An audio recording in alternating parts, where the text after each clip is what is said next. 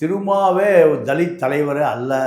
இந்த முடிவுக்கு தலித் இளைஞர்களே வந்துட்டான். என்ன காரணம்? திமுகவுடைய ஒரு தலித் பிரிவா மாறிட்டார். இதுதான் இவ்வளவு சுருக்கி சொல்லணும் அவர். நம்ம இல்ல இதை விட சுருக்க முடியல. பல சார் இப்போ திமுகவுடைய தலித் பிரிவு நீங்க சொன்னா அவர் ஏன் விஜய்க்கு ஆதரவு தெரிவிக்கிறாரு? திமுக இருக்கலாம் இல்லையா, நமக்கு தரமாட்ட சொல்லிட்டு. திமுக 5 வருஷம் தேராது. பார்ப்பனையத்தை எதிர்க்காம எந்த தலித் அரசியல் பண்ண முடியுமா? பண்ண முடியாது. அப்போ இதெல்லாம் எங்க கொண்டு போய் சேர்க்கணும்? மக்கள்கிட்ட கொண்டு போய் சேர்க்கணும். ரவிக்குமார் சேர்ப்பாரா, சிந்தனை செல்வன் சேர்ப்பாரா, ஆளூர் ஷானவா சேர்ப்பாரா?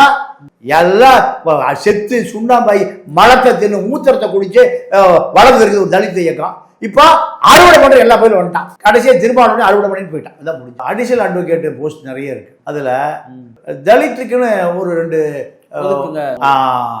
இந்த கோரிக்கைகள் எழுப்பப்படவே இல்லை. யாராலும் எழுப்பப்படலை. திமுக காலத்துல கூட திருமா இதை செய்யல. திமுக கேட்டு வாங்க முடியும். ஆமா, வாங்க மாட்டாங்க.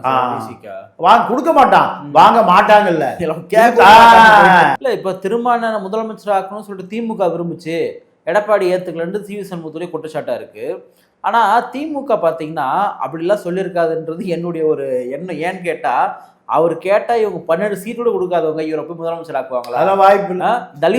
தலித்துகளை மாவட்ட செயலராக்கத்தை கூட தயக்கப்படக்கூடியது திமுக அதிமுக 2 பேருமே. இவங்க போயிட்டு திருமான முதலமைச்சர் ஆக்குறாங்கன்னு கேட்டா 2 பேருடைய பழித்திக்கிறதுக்கு இவர் ஆளான்னு கேட்கறாங்க. அதேதான்